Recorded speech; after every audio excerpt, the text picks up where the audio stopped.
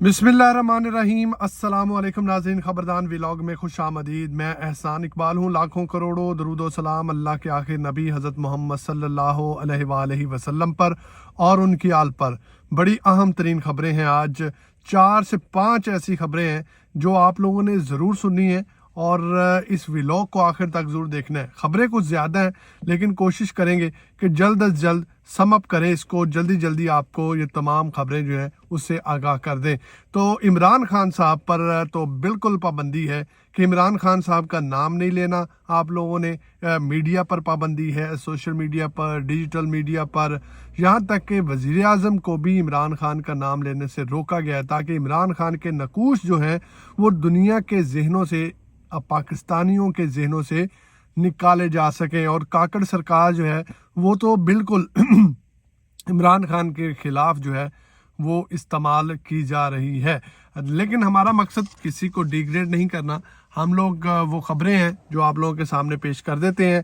तो काकड़ साहब को बड़ी जो है वो दिली ख्वाहिश है कि उनकी एक अच्छी प्रोफाइल बन जाए और लोग जो है उनको जानना पहचानना शुरू कर दें कि काकड़ साहब जो है वो बड़े काबिल वज़ीर आज़म है। तो यही सोच लेकर काकड़ साहब जो है वो कल लम्स यूनिवर्सिटी पहुंच चुके हैं और तलबा के सामने पहुंचे हैं।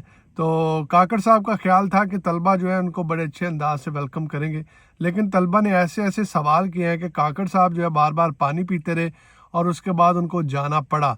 तो सवालात क्या है? सबसे पहला सवाल जो है वो तलबा ने किया वो है कि 90 दिन का इलेक्शन जो है वो किधर है। तो ये एक तालिबा थी, उसने ये सवाल किया है कि 90 दिन का इलेक्शन जो था वो किधर है। 90 दिन तो गुजर चुके हैं, आइन और कानून किधर है, आप क्या कर रहे हैं? लेकिन काकड़ साहब के पास इसका कोई जवाब नहीं था। फिर एक तालिब इल्म ने सवाल किया कि मुल्क की मईशत डूब रही है, आप यहाँ पर क्या करने आए हैं?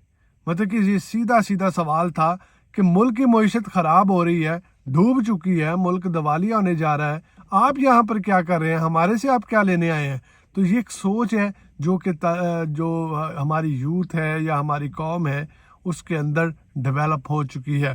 फिर एक और सवाल जो है वो एक स्टूडेंट की तरफ से किया गया।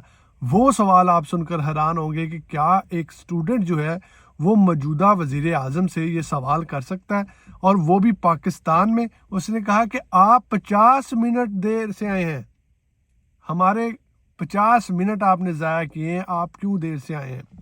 मतलब कि एक स्टूडेंट का कहना था कि आपसे ज़्यादा कीमती वक्त जो है वो हमारा है, आपने हमारे 50 मिनट क्यों ज़ाया किए? तो ये वो सोच है जो अब पाकिस्तान की आवाम में, पाकिस्तान के पढ़े लिखे तबके में डेवलप हो चुकी है। और अब वो जो इक़्तिदार में आला लोग हैं, सियासतदान हैं या मौजूदा वज़ीर आज़म हैं, उससे डरे बगैर ये सवाल कर रहे हैं। तो ये सोच और समझ लेना चाहिए कि हम पाकिस्तान के अवाम के साथ क्या कर रहे हैं। उसके बाद जी शेख रशीद साहब जो हैं उनकी उन्होंने प्रेस कॉन्फ्रेंस की है या मीडिया से टॉक की है। तो शेख रशीद साहब ने 2 बड़े अहम बयान दिए हैं। सबसे पहले तो आपको ये बता दें कि शेख रशीद साहब ने कहा कि मैं 40 दिन का चिल्ला काट के आया हूँ, मैं एक नया शेख रशीद बन के आया हूँ। तो आप अक्सर वीडियोस में शेख रशीद साहब को बालों में कंघी करते हुए, पेंट कोट पहन के बड़े खूबसूरत अंदाज से बाहर चहलकदमी करते हुए देख सकते हैं, बाहर निकलते हैं। तो उन्होंने कहा कि आर्मी चीफ और DGISI आगे बढ़ें, इन इख्तलाफात को, इन दूरियों को ख़त्म करें। मैं कोशिश करूंगा कि आर्मी चीफ और DGISI जो कि हमारा फ़ख्र है, हमने हमेशा फ़ौज का एहतराम किया, फ़ौज के हक़ में बात की, कभी फ़ौज के ख़िलाफ़ बात नहीं की। तो मैं कोशिश करूंगा कि इन दोनों जो हमारे अफसरान हैं, आर्मी चीफ हैं, DGISI हैं, इनसे मुलाकात करूंगा और इनको कहूँगा कि वो आगे बढ़े और इन इख्तलाफात को दूर करें। दूसरा जो बयान था वो भी बड़ा सोच समझ के शेख रशीद साहब ने दिया, क्योंकि दोनों सीटें शेख रशीद साहब की, दोनों सीटें जो है वो खाली करवाने की कोशिश की जा रही थी नून लीग की जानिब से कि किसी ना किसी तरीके से ये 2 सीटें जो है वो खाली हो जाएं। लेकिन शेख रशीद साहब ने बड़ा ऐलान कर दिया। उन्होंने कहा कि दोनों हलकों से कलम और दवात पर میں الیکشن لڑوں گا PDM کے خلاف, مطلب کہ نون لیگ کے خلاف میں دونوں سیٹوں پر الیکشن لڑوں گا. اگر میں جیل بھی چلا گیا تو جیل سے بھی میں الیکشن لڑوں گا, یہ سیٹیں جو ہے وہ خالی نہیں کروں گا. تو یہ نون لیگ کا خواب جو ہے یہ بھی چکنا چور ہو گیا ہے. اس کے بعد جی FIA کی ٹیم جو ہے, آج سائفر کیس کے حوالے سے بھی آپ کو تھوڑا سا آگاہ کر دیتے ہیں کہ کیا اپڈیٹس ہیں. تو FIA کی ٹیم جو ہے وہ 10 سرکاری گواہان کو لے کر سپریم کورٹ پہنچی اور عدالت پہنچی, اور وہاں پر ان کی حاضری لگائی گئی گواہان کی. اس کے علاوہ عمران خان کے جو وکلاء ہیں وہ پہلے سے وہاں پر موجود تھے, لیکن یہ جو سماعت ہے یہ 7 نومبر تک ملتوی کر دی گئی ہے. اور وکلاء صفائی جو ہیں, جو عمران خان کے وکلاء ہیں, ان کا اعتراض پہلے والا اعتراض ہے کہ ہمیں ریکارڈ نہیں دیا جا رہا. جو بھی ریکارڈ ہے اس میں سے کچھ نہ کچھ خفیہ رکھا جاتا ہے, کچھ ریکارڈ دے دیا جاتا ہے. اگر ریکارڈ نہیں دیا جائے گا تو پھر ہم کس انداز سے تیاری کریں گے, یا کس انداز سے جو ہے وہ اگلی پیشی پر ہم حاضری لگائیں گے. تو یہ عمران خان کے وکلاء کا جو ہے وہ اعتراض سامنے آیا ہے. اس کے بعد عمران خان صاحب سے ملاقات ہوئی ہے وکلاء کی ٹیم کی, اور عمران خان صاحب نے بڑے اعتراضات بھی اٹھائے ہیں, اور عمران خان صاحب نے ایک بڑا خطرناک قسم کا انکشاف بھی کیا ہے. وہ کیا ہے وہ میں آپ کو اس ویڈیو کے اینڈ پہ بتاؤں گا. اس سے پہلے آج آپ کو بتا دیں کہ سپریم کورٹ بار ایسوسی ایشن کے الیکشن جاری ہیں, جس میں حامد خان صاحب گروپ کا مقابلہ جو ہے وہ آسمہ جہانگیر گروپ سے ہو رہا ہے.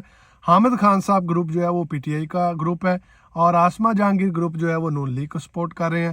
تو ابھی جو پہلے چیئرمین تھے سپریم کورٹ بار کے, صدر جو تھے وہ حامد خان صاحب تھے.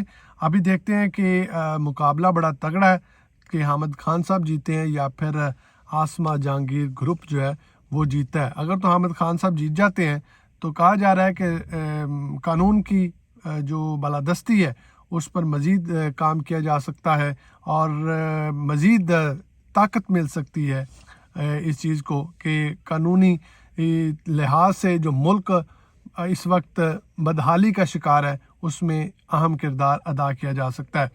اس کے بعد نومبر میں عمران خان صاحب پر جو سائفر کی سزا ہے وہ لاگو کیے جانے کے انکشافات ہیں. کوشش کی جا رہی ہے کہ جلد از جلد نومبر میں عمران خان کو سزا دے دی جائے. اس کے بعد جو فرضی الیکشن شیڈیول ہے وہ جاری کر دیا جائے, اور نواز شریف صاحب جو ہیں وہ ان کو وزیر اعظم بنا دیا جائے, اور نواز شریف صاحب جو ہیں وہ ایزیلی وہ الیکشن لڑیں اور ان کو خالی میدان جو ہے وہ مل جائے. لیکن نومبر میں کوشش کی جا رہی ہے کہ جلد از جلد عمران خان صاحب جو ہیں ان کو سزا دے دی جائے گی. اور پھر جو ہے وہ عمران خان صاحب نے جو انکشافات کی ہیں اب ان کی طرف آ جاتے ہیں. یہ بڑے اہم انکشافات ہیں. عمران خان اور وکلاء کے درمیان ملاقات ہوئی ہے. وکلاء کا کہنا ہے کہ جس کمرے میں ہم ملاقات کرتے ہیں وہ کمرہ چھوٹا سا اور بند کمرہ ہے. جب ہم ملاقات کے لیے جاتے ہیں تو وہاں پر خفیہ لوگ آ کر بیٹھ جاتے ہیں, وہاں پر پولیس کے لوگ آ کر بیٹھ جاتے ہیں. تو جو بات ہم نے اپنے کلائنٹ سے کرنا ہوتی ہے, ہمیں یہ شبہ ہے کہ ہماری بات چیت جو ہے یا ہماری خفیہ بات چیت جو ہے وہ ریکارڈ کی جا رہی ہے, یا کوئی اور جو ہے وہ اس ریکارڈنگ کو یا اس ہماری بات چیت کو سن رہا ہے. تو اس لیے ہمیں جو ہے اپنے کلائنٹ سے ملنے کا حق جو ہے وہ نہیں دیا جا رہا. اپنے کلائنٹ کے ساتھ مشورہ کرنے کا جو وقت ہے, جو پراپر جگہ ہے وہ نہیں دی جا رہی. تو وکلاء کی جانب سے یہ درخواست کی گئی ہے کہ ہمیں کھلی جگہ دی جائے جہاں پر ہم اپنے کلائنٹ سے جو ہے وہ بات چیت کر سکیں, اس سے کچھ باتیں پوچھ سکیں. بہت سی ایسی باتیں ہیں جن کو ہم نے اگلی پیشی پر تیار کر کے جانا ہے, اور جو گواہان ہیں ان سے ہم نے بات چیت کرنی ہے یا ان سے پوچھنا ہے. تو اگر ہمیں یہ سازگار ماحول نہیں دیا جائے گا تو ہم کس طرح جو ہے وہ عمران خان صاحب کی صفائی جو ہے وہ پیش کر سکتے ہیں. دوسری طرف عمران خان صاحب نے بڑے خطرناک قسم کے انکشافات کیے ہیں.